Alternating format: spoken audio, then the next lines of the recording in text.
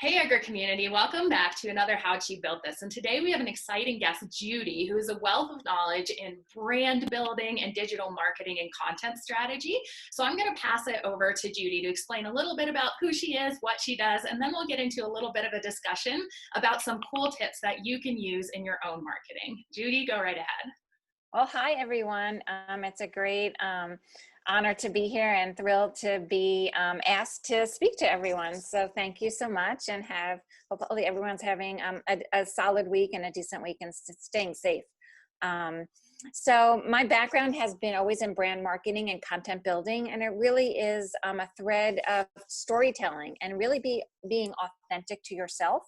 But then how to learn to optimize and sort of elevate your message to the world. And I think the key piece of information is understanding who your audience is and who do you want your audience to be, so you can understand, one, the channels to go out to and reach out to. So it really is developing that persona brand strategy. And I think that's so key. So very recently, I started in this time of COVID and being furloughed, working with this really kick-ass nonprofit group called Savvy Ladies. SavvyLadies.org is women helping women through teaching financial education. And they're really a great group, really pleased to be working with them and kind of share my expertise and media savvy to help savvy ladies. And so just interesting, it's understanding who that audience is. They have an audience of donors and they have an audience of women in need. So it's understanding that messaging and coming out with what is that messaging that is best suited for those audiences and what are those platforms. So for example, the donor audience is going to be found mostly on LinkedIn, the professional channels, and Twitter. But the consumer audience, the women in need, are mostly using Facebook.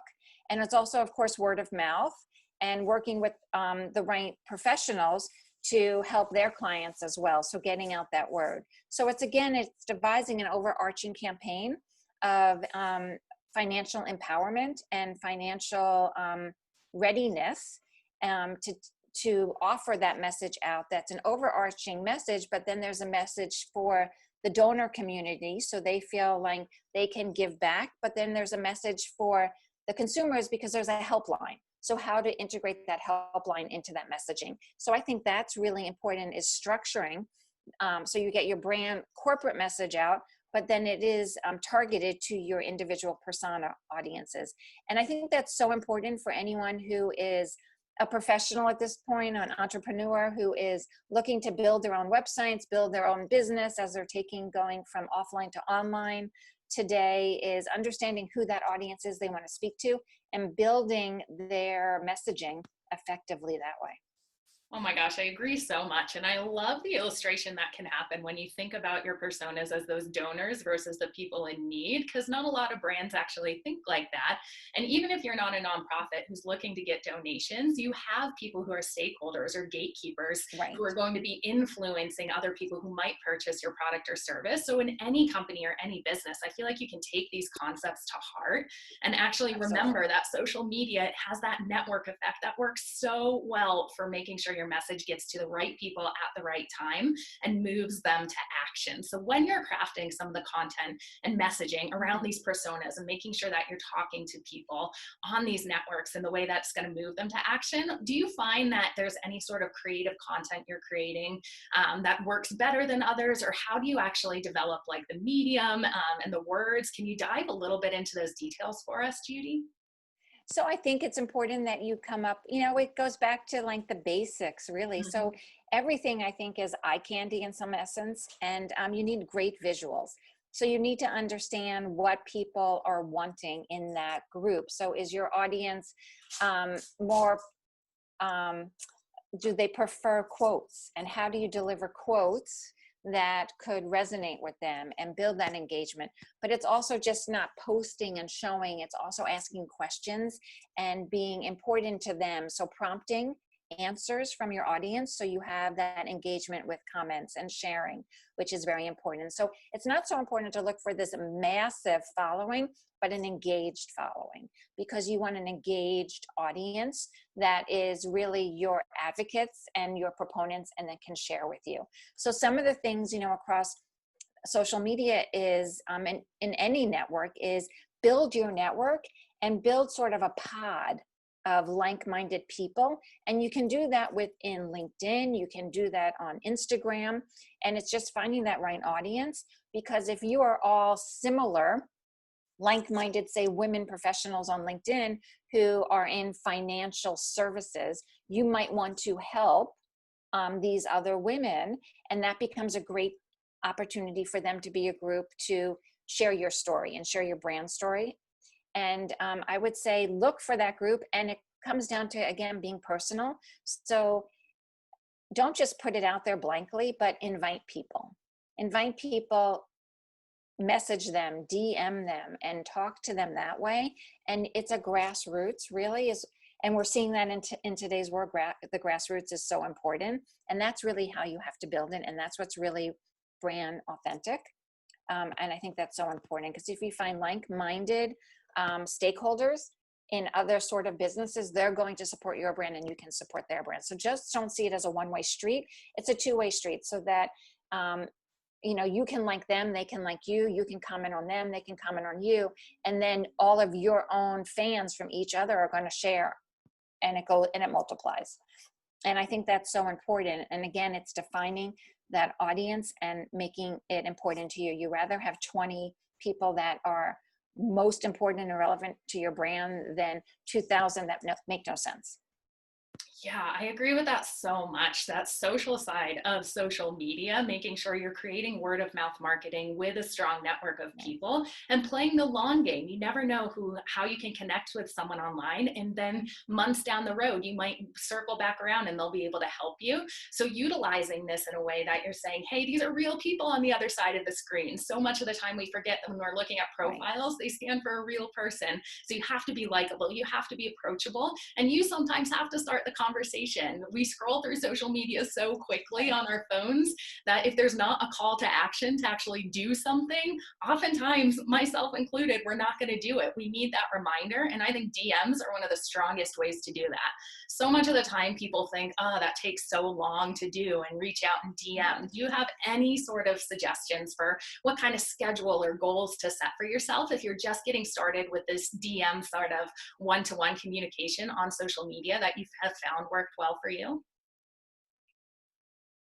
I think it is going down and actually being very granular and kind of searching yourself, taking the time to search yourself. Don't think you're going to find it quickly, and find like-minded companies that you want to be connected to.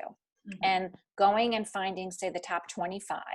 And for those top 25, do your homework. And for those 25 companies, lay out in a grid, their website, lay out each of their social media handles so you can see the strength of their audience, but then also look at like their comments and their reach and that engagement, and understand then if that is a company you want to outreach. And if you start with 25 and you get all their contact information, you can either find the stakeholders, the owners of those businesses, reach out to them as owners through LinkedIn with a real message, just not like a blank note that you want to connect, but give them a message. They'll ultimately connect. And I think you're not going to get 25 hits, but you might get 4. And of those 4, those could be really relevant companies. So make your outreach important and do your homework and lay it out and make sure and put them into your buckets of your different types of personas. So is this a persona that maybe is the financial community, or and it's all women, but maybe there's a different group of like the millennials in finance. So you want different groups, and you might cater that message just a little differently so they know that you care about them and you cared enough to learn about their website and their business model to understand why it's important to you. So I think it is, again, it's going down granular. It's making your buckets and literally sitting there with your pen and paper, writing it out and building your, Excel, Google Sheets, spreadsheets. And I think that's the best way to do it when you start out. Yeah, this system seems so simple, but that's almost the point. It's so Yeah. simple when you break it down, and Judy explains it in this way. You just have to put it into action, guys. You just have to get out there and start creating it and iterate from there. So much of the time, I think we're afraid to start doing stuff like this because we're like, well, is this perfect? I'm not sure. But you'll start to learn once you get responses from people about what's actually resonating with them. So I love this approach of just making it so simple.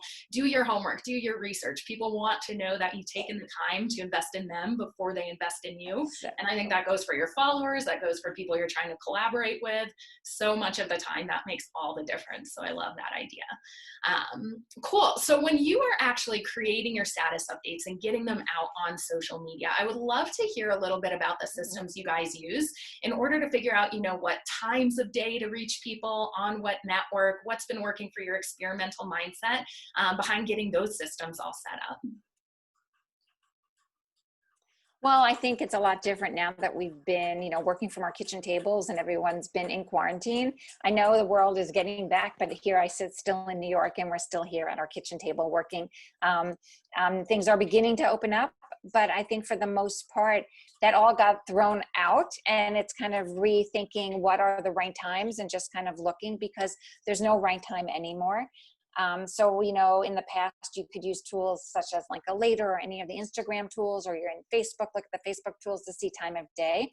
And if your audience, in my case, many of the women we spoke to in the audience were single moms, a mom schedule. So you would typically see that they would be most engaged going into a Thursday, Friday, and the weekend they would be engaged. But on the weekdays, it was late at night because they were either working or taking care of their families. But I think now that everyone is working and taking care of their families, like it's sort of blended and it's been full-time round the clock, the times have been vastly different. So I think there's no one tool to do it. And it's really looking at your back ends of each of the platforms you're on and looking at it on a daily basis and understanding.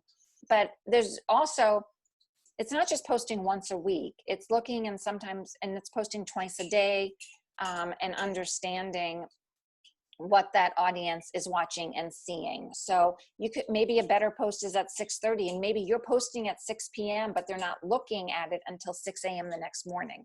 So you can play around and sort of gauge what your audience might be a better time for them or a better time of day for them.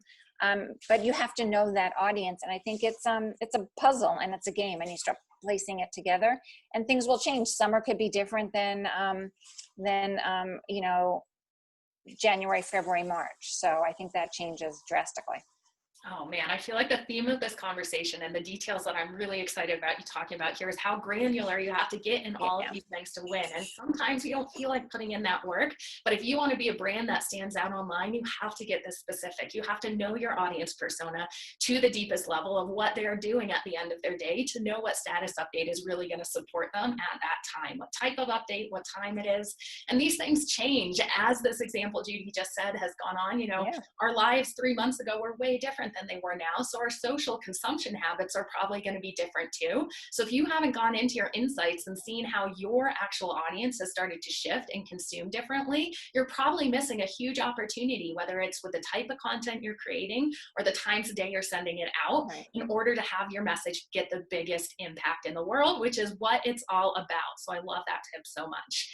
Judy, you have been so much information here. I'm excited to go back and get a little more granular with my processes, but I'd love for you just to leave us with one more tip, whatever you feel like our community could take action on today.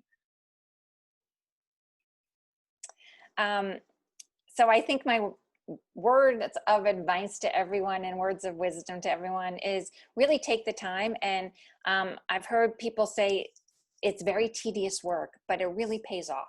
So go by small steps, pick your persona, pick your audience, analyze that, and really fall in love with that audience. And if you don't know that audience, if it's not a familiar audience to you, then reach out and do interviews and start a dialogue with them. And people want to talk, people want to share. And that's the most important thing, because it's really being your true, authentic self. And that's what your brand stands by. Oh man, fall in love with your audience. What a great vibe to end this on. Thank you so much, Judy. If you You're guys took welcome. anything from this video, please let us know in the comments below. I will link where you can get in touch with Judy on LinkedIn below if you have more questions for her at all. Give this video a like, subscribe to the channel, and we'll see you next time. Thanks, Judy. Terrific. Bye-bye.